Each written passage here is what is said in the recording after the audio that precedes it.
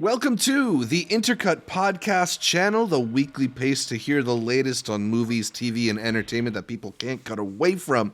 I'm your co-host, Zachary Shevich, and joining me, I'm going to say something, and it's probably going to make you mad. It's Arturo Zurita. I just came back from Costco. Imagine if I had a churro with me. Ooh, I'd take a bite of that churro. Our most homoerotic, like, I have Caitlin with the churro on the other side. I go from Chicago to New York there. We should have coordinated that next, maybe Missed for the spoiler review, right? We might have to.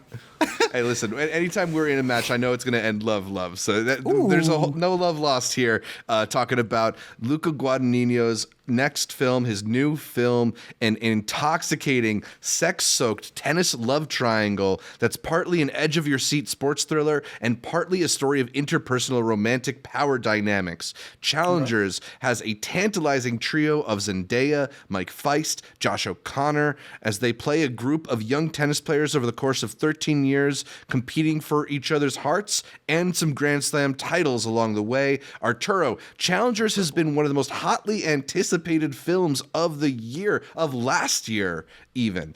But do you think this one was aces, or did Luca hit a double fault? Like, how's that score? I mean, I know it's love for me. It's all maybe not, because those are zeros. Like, we got this one hit a lot of winners, right? In my book. Yeah. How are all three actors? Oh, how was man. That script? Oh, how man. Wait, so ending? We're talking about the literal score. An incredible score. Yes.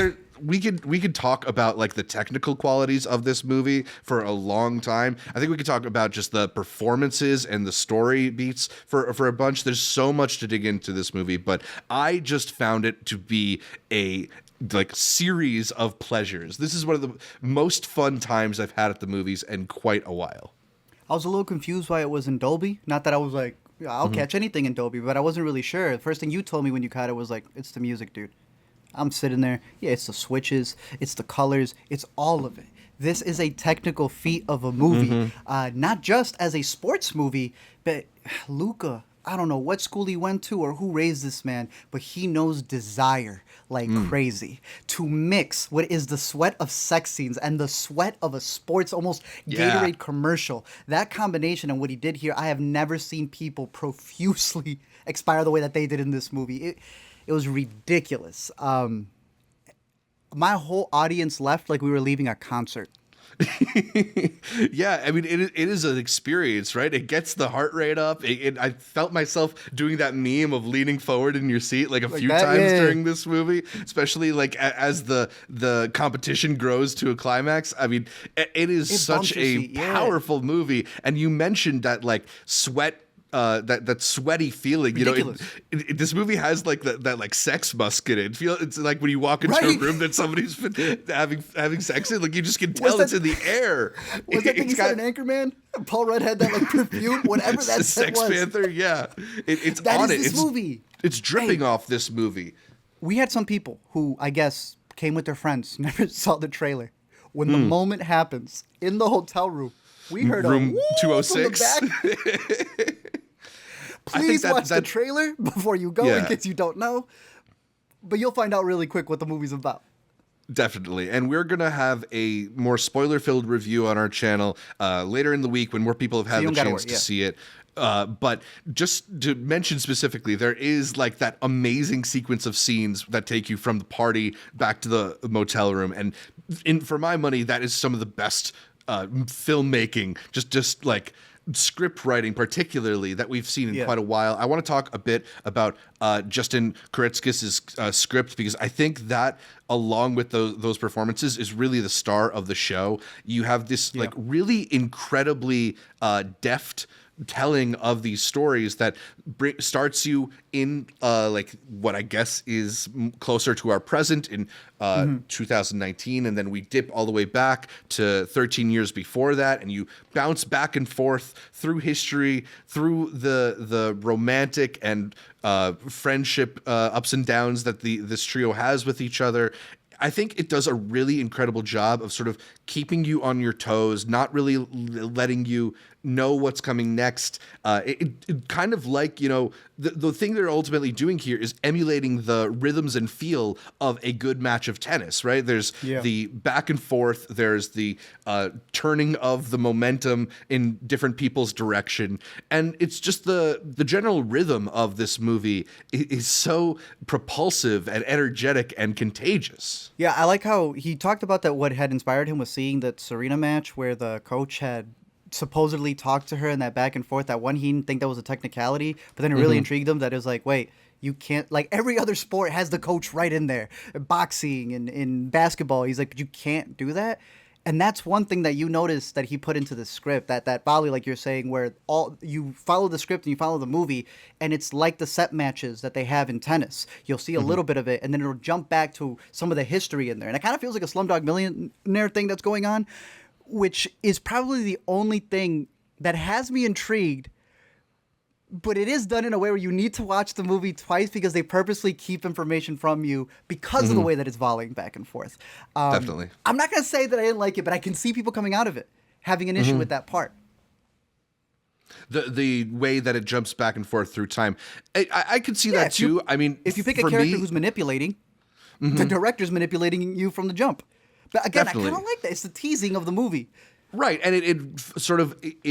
again, like goes into this whole idea of the competition and people, gaining an advantage and then, losing a couple rounds or something like that. And I think ultimately, it serves the movie, and having had the opportunity to see it twice now, I think it just sort of like, it gives you more to dive into, and it really holds up on that second viewing. But I think the thing that you were talking about also earlier is that this movie does really have a very solid understanding of what people in these situations act like, the sort of like fun tension that hangs in the air, right? There's so many scenes between Faist O'Connor and Zendaya where there's this thing that they all understand and they're not hiding from, but nobody's putting words to it, and it's that sexual tension, that romantic tension that just hangs around them. As the film progresses, there's more of the like a actual tension that is building between them, and the way that the movie is able to sort of make not just their on-the-court actions, but their off-the-court actions feel like tennis, feel like the back and forth and people positioning themselves to try and like gain advantage in the conversation. It's so much fun to watch. The script really, really has like a crackling energy to it.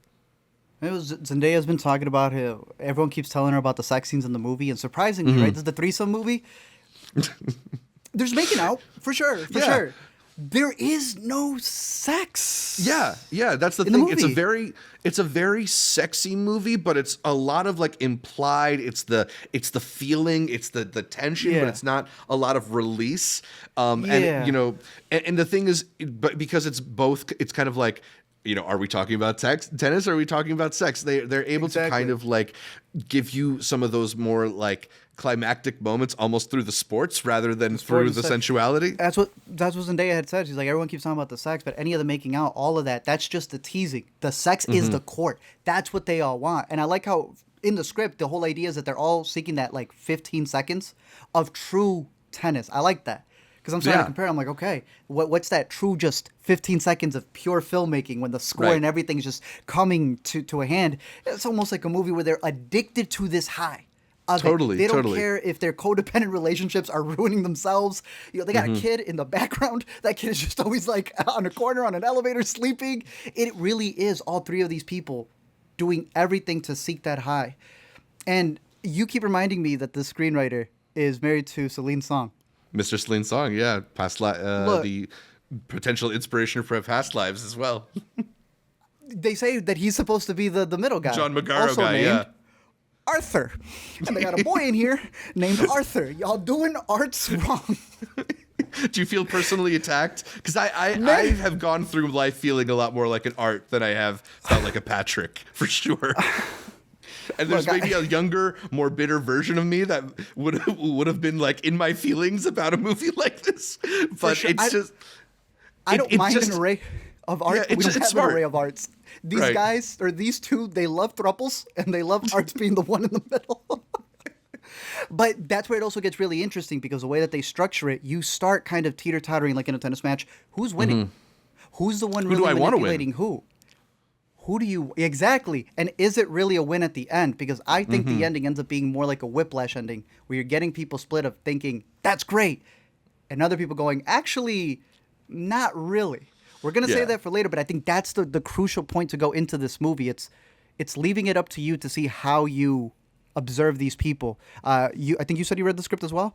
You noticed some things that they took out. I'm going to have to send it to you then. There's like text messages, lines. They cut out elements. Interesting. That answers a lot. And you realize Luca did that on purpose because he's edging, teasing you as well. Definitely, man. I mean, that's one of the things that I think is really brilliant about the movie is like there is this like pace to it. It really does move, and especially I think some people aren't so sure about the way that the editing works, but when you see it in rhythm with the whole film, I think it really does add to it, because it'll go quick, and I hate to keep comparing it to the rhythms of tennis, but I do think it is very intentionally kind of evoking that, because there's this tension, and then when the camera will linger, so almost like a winner shot in tennis, or like a really good shot, the devastating lines, the like Trump. The trump card kind of moments, those are where the camera will linger, or where it will push in and give you that close up. And I think it's very kind of like intelligently constructed. I do want to shout out the cinematographer Sayombhu Mukdeeprom, who, aside from working from Luca Guadagnino, primarily seems to work with Apichang Weerasethakul, the Thai filmmaker, the Uncle Boonmi guy. And like I can't think of films that feel more distant in terms of their visual palette than those movies and this one, because there's like an electricity to how he shoots this film. I love how often the camera will do this kind of like slow pan in and then whips from side to side, again giving you that feeling of the back and forth and the competitive nature underlying these moments. There's a particular scene in a dorm room between Josh O'Connor and Zendaya that starts out a little more a little bit more sedentary, and then as the intensity picks up, that camera starts whipping back and forth. And also there's another trick that Luca has up his sleeve that I love, where he'll start scenes and then halfway through he kicks in with that badass Euro dance Trent Reznor Atticus Ross score, that like thumping house music, and it just turns the volume up on all these scenes. Yeah, I was sitting in a Dolby theater, then that score comes in, and I'm at a gay nightclub. Like, that's the switch that was happening in this movie. You mentioned the dorm scene, the I'm Your Peer scene? Yes. I think that's my favorite scene in the movie, and probably top 5 by the end of the year. There is something about that scene. I'm glad you mentioned it early. I'm going to save all my thoughts on that scene for spoilers, but I keep seeing people put up frames, and I'm glad, because I wrote a huge star on my notes for that scene, because the way they were going at each other. We'll talk about who's right, who's wrong, but they were cooking together. That final shot on Zendaya, and I can't talk about that one anymore. That is a scene, dude. I agree with you there. Absolutely. But keeping with the cinematography, that one scene that not leaked, but that they released, that people were making fun of the editing. I think you were kind of like defending it, going, you need to watch the context of the movie. Was that the hotel scene where? Yeah, the final hotel scene. Yes. Where he wants to like say, what he wants to do with his career and stuff. Yeah. It's ugly, bro. I'm sorry. Look, I think there's still a difference between I get what the person is making, but I don't like it, right? Every filmmaker makes their movie to be good. Don't mean we're gonna like it. Sure. Look, there's nothing wrong with it. I think it makes sense. I didn't like the back and forth in that. They do like a couple of double frame shots. But then there are jump cuts that sort of jar you in certain points. But I kind of vibed with it. I thought it was an interesting style. It's effective. I will say that when it did work for me, where I could see someone doing the opposite, that, the youngsters talking about Sam Raimi doing old school techniques, was when he went into his 70s bag. And now that you're bringing up the cinematographer, there is a scene that happens outside in a storm that is shot in the choppiest 70s slow motion you've ever seen, but it doesn't look like a 70s throwback. No. It's clearly a modern day technique that they mixed with that. Even did freeze frames. I was so outstanded by it. Yeah. It blew me away.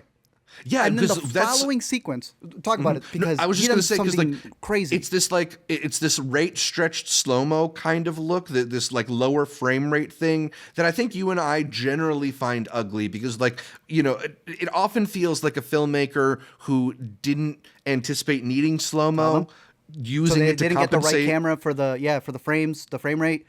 No, it's done so intelligently, and just the way that it's utilized, it just makes this moment like so tender. Yes. Out of nowhere, it is a beautiful, beautiful moment. It's crazy, because then right afterwards you can be like, oh, I don't get why do you do it like that? Doesn't he know how to shoot slow?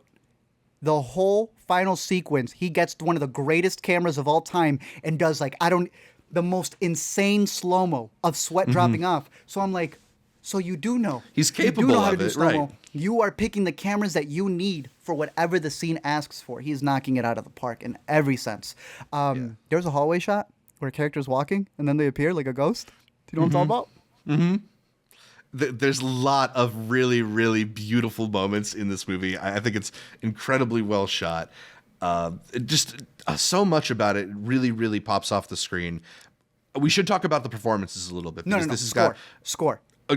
Please tell me what you got, because to me this is the runaway contender for best score of the year. I mean, I've been listening to it on repeat since I first saw the movie.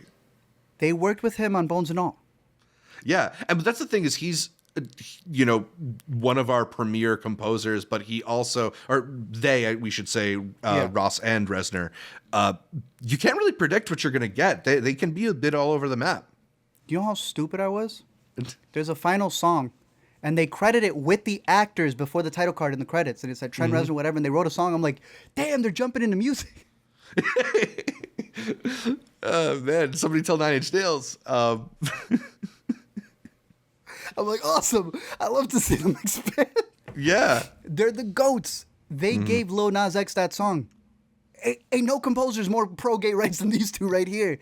They knocked it out of the park. I was reading an interview where they were revealing the notes that Luca would give them. And they're like, just make it as homoerotic as possible. Every single inkling, when they drop, how they drop it. Like you were mentioning. Churro scene. The churro scene especially. When he comes in to chase him. Oh man, that's another one of those moments that I love, where it's like, even think to write that into your characters just shows an understanding of how people interact. Now let's talk performances, because that churro scene and when they come in is like, you see some things and you're like, this has to be ad-libbed, and then it's in the script. But then there are moments that aren't in the script, and it's like, this is such a beautiful blend of of a scripted scenario and then what the actors are able to bring to it. In the script, he puts all of the reactions. He looks at his face and he reacts to that. He sees the expression on him. And he even said, the writer, I never expected the visual that I had of the actor to be as good as the three that Luca chose. You can see this movie on silence and know what's going on. That's how great they are. We thought that Zendaya Dune scene was great at the end. She's got three of those in this movie. Her face is a superpower. Unreal, that woman. Yeah. She knocked it out of the park. She is such a radiant movie star, and it brings so much to this movie. You and I are also big fans of Mike Faist. We were really blown away by his work in West Side Story, and we're excited to see what the future held. And I think he's really, really good in this movie. But I came out of this movie telling you, Josh O'Connor is the one who really steals it. He's got the meaty part, and he's gonna win over a lot of hearts in this part. I've been hearing him in interviews. It's really difficult, bro. Not to like that boy. Yeah. Mike Faist, bless his soul, he puts the work in, like you said. That's why he was in West Side. He ended up doing a bunch of tennis lessons before they even got to their 6 weeks of tennis lessons for the movie. That's why he looks the best. Yeah, which they were both supposed to do is a bunch of prep work for the tennis and stuff. He did even more. He started it before they started. They were supposed to do this like diet together and regiment, whatever. Josh never did it, and they didn't find out until the end. And all Josh's excuse was, they say you need rest too. He's too lovable, bro. Yeah. Like when they reveal stuff about him in the movie, you're like, wait, you're living this way because of that way. But you could do this thing and you don't do that thing. And it makes you question his character so much, but he's like so lovable to hate, and you hate that you love him. Yeah, he was a standout. I wanted more scenes with them. Yeah, he's got this really incredible, like sly little smile that it's hard to not. It's hard to not like just melt when you see that. He's got real movie star quality, and I'm glad to see him in a part like this. It makes me very, very curious what people are gonna, or what he's gonna get to do next. I really loved him in La Chimera, a film that just came out a couple weeks ago, and he's like speaking nearly fluent Italian in that too. So this dude's a really incredible actor. He's a powerhouse, and even for the both of them, I like them. Obviously, when they play off as a trio or when they're playing out Zendaya, but when it's just them two, I loved it. When they're volleying back and forth between the flashbacks, you see the difference between of the men who they're trying to be as adults. They just like in the flashbacks have this like walking forward thing, and it makes them feel so young. Yeah, they did a really great job with that. Yeah, I will say that Zendaya, not bless her soul, I felt she was the one where she looked a little too young for the older scenes, so that's why they always had her kid there, or they would do like the thing with her hair to be like, see, she doesn't have a sporty hair. The hair generally for all three of them was really effective at communicating where in their trajectory they are. Yeah. Zendaya's a young person. She has a very young, like even for her age, she's got a young face. So selling that you're already mid-30s is maybe a bit tough. But like in terms of the persona of it, in terms of the swagger and confidence, Zendaya never lacks for that. She had that dog in her, especially in those early scenes before the big incident that happens. But I think it's like Oppenheimer. You know, we realize on a big screen, Cillian isn't that young during those scenes, but we let it pass. It's not as big of a hit against the movie, but it was a little noticeable. I will say the clothing was also a big part. When you're talking about the time jumping, I loved, if I may, the product placement. Yeah. The little details like that are really, really perfect. That's the thing I complain about the most. So when you end up doing product placement better than Fight Club did, wow, bro. Dunkin' Donuts, incredible product placement and the character development that they do there. The use of the shoes. If you follow along what they wear when they're starting up to when they're in college to when they're big, they're telling you a whole story. There is merch in the back where they have the Dunkinator shirts for her. Yeah. But then there's like real quick glimpses of someone who has like meme shirts of art, and you're like, wait, did you just create like a whole world and I'm only going to be able to see parts of it? You told me that this was a big popcorn movie, but also a movie. Yes, it is. Absolutely. It feels real all through and through. Yeah. There's probably one critique I will say. They were too famous to maybe be at some of those matches without having a bunch of people coming up to them. Maybe.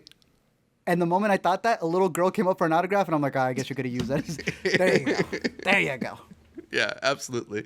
The tennis as well, I found it to be pretty convincing. You know, there's a long history of tennis movies from the Match Point one, or it's actually Wimbledon is the one that I'm thinking of with Kristen Dunst. Who was? What was that? Oh, right. You want to do the Spider-Man or Mary Jane to tennis movie pipeline. And then the Spider-Mans ended up all becoming soldiers. Yeah, Emma Stone, who was Mary Jane, also, or I guess Gwen Stacy, had the Battle of the Sexes movie a couple years ago. It was a good one, too. Yeah. I found the tennis to be pretty convincing in this one for the most part. Like maybe Zendaya is leaning a little bit too far back on her back foot for a couple shots. I mean, I think they're pretty credible. You know, there's a few moments where the ball feels a bit too CGI. Like the zip it has coming off the racket is maybe a bit harder than they're swinging. But particularly in the actual matches, I thought it was pretty solid. She said, surprisingly, that it was a CGI tennis ball for a lot of it. Like, she wasn't hitting stuff. She was just told to swing like that. Yeah. Which is really funny when you consider that a CGI tennis ball is what they use. A tennis ball is what they use for, like, other effects. Right. Now, they had nothing. Just never replace it, this one? Yeah. But it was interesting because it's like, okay, so you're putting it in After Effects or whatever. So they are able to do things where it zips past the camera. And in Dolby, they got me. I did one of those, bro. I was like, damn. Duck your head out of the way. I did, yeah. It was good. They do a great job at following it because even if you don't know tennis, I don't think you'll be confused. Yeah, absolutely. I just really loved this movie. I love that it's this like really joyous thing. I think there's a couple moments where you feel like it could take a turn into something that's a little bit more melodramatic, and that they really play the relationship power dynamics. You know, it's a very different movie tonally, but it got me thinking of films like Duke of Burgundy or Force Majeure that are really about like those lived-in relationship dilemmas. But it's more fun than those movies too. It's just got this zippiness to it, and those are good ones. I had an incredible time. To me, this is easily one of the movies of the year. I'm predicting that I'm going to have it on my best of the year midway list, and hopefully it sticks around for the end of the year. But I just had so much fun seeing this film. Yeah, I hope it sticks around for me too. I'm excited for a second watch. My two were Y Tu Mamá También and Dreamers. Those were the two that I was like, oh, I see what's happening here with a little. Those are closer to the tone of this movie. Yeah, the feel of this movie.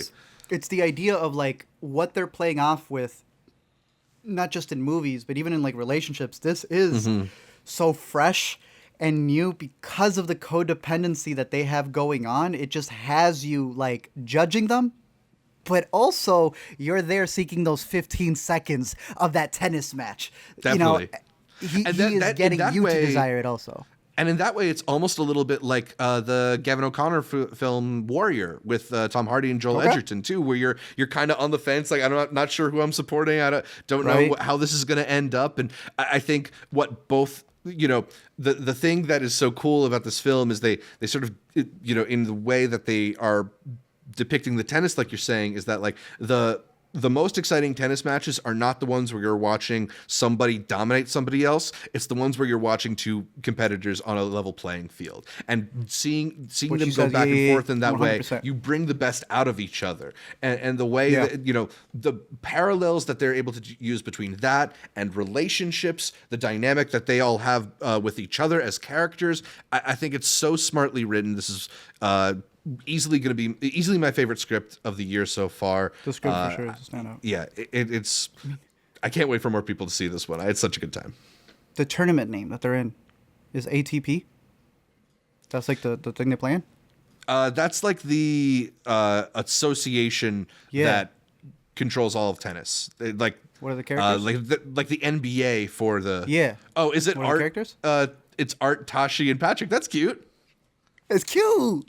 Yeah. It's cute, bro. I like it. Yeah, he just does a bunch of little things like that where you're seeing them. You know, you watch the movie again and you start noticing things because after the movie they tell you, hey, focus on like the certain symbols, signs that they could send each other. So you start thinking, also when did they start that in the movie before I knew about it?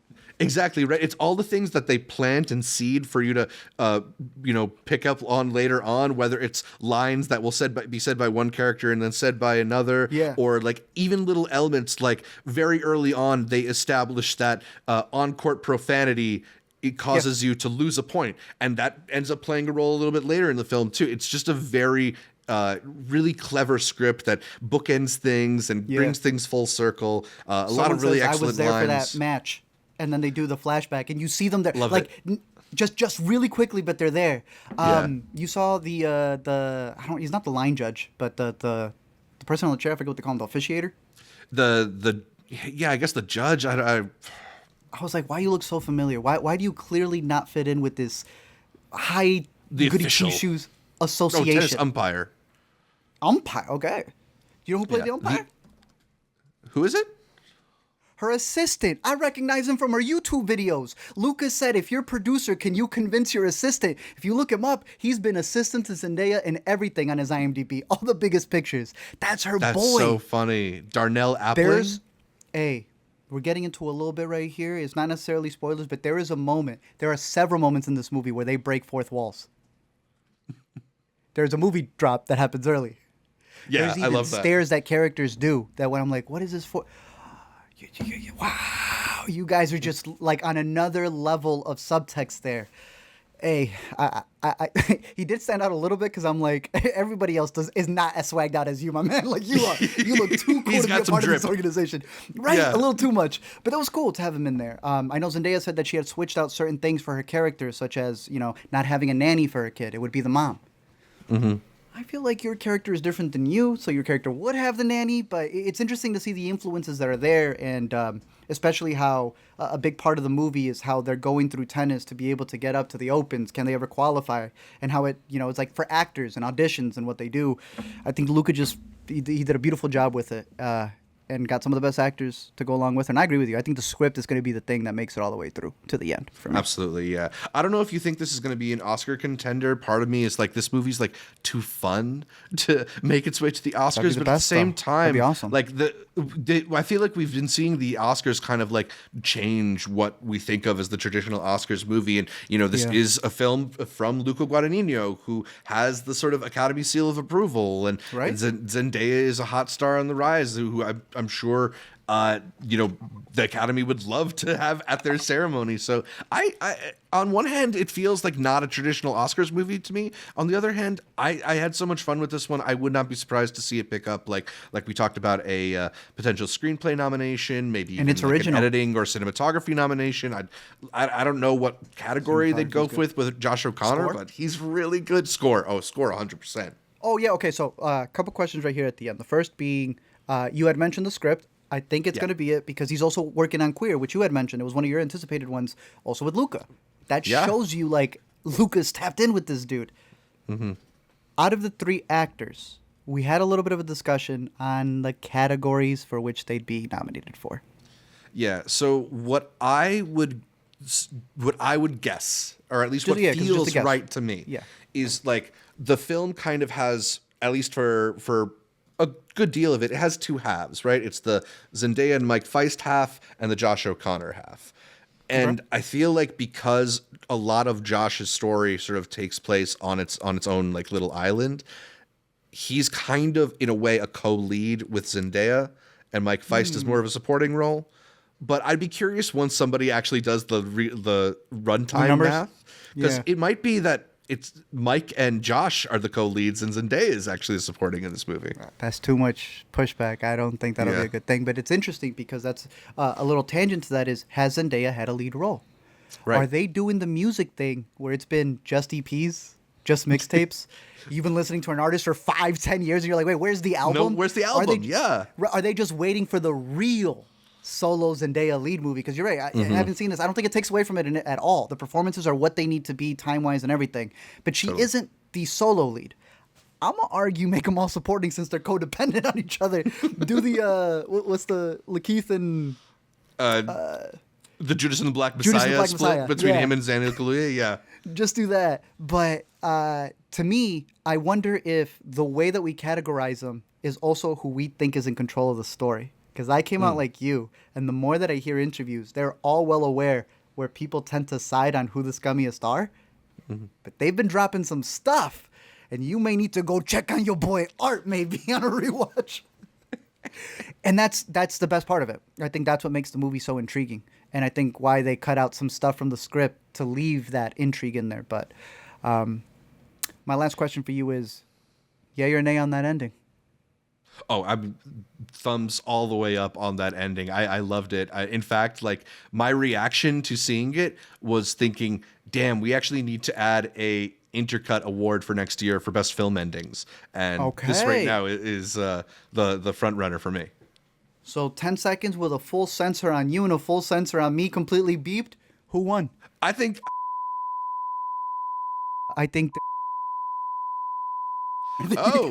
all right, back uncensored over here. You'll find out what we just said on Monday when we're going to be doing our live stream with all spoilers, everything in. Just the discussions online have been fascinating. I know it's not out yet, and they're already intriguing me. Just people's thoughts on the trailer, people who got to see it in the early Monday screenings. This is that movie, dude. It is a film that has us talking like what would be your dumb pop culture movie. But this is art. This is cinema, from its score to its cinematography and to some of the best performances of this year. And I hope that they don't May December it. A little bit of a erotic movie that ends up not getting any love at the Oscars would be a shame 2 years in a row. Definitely.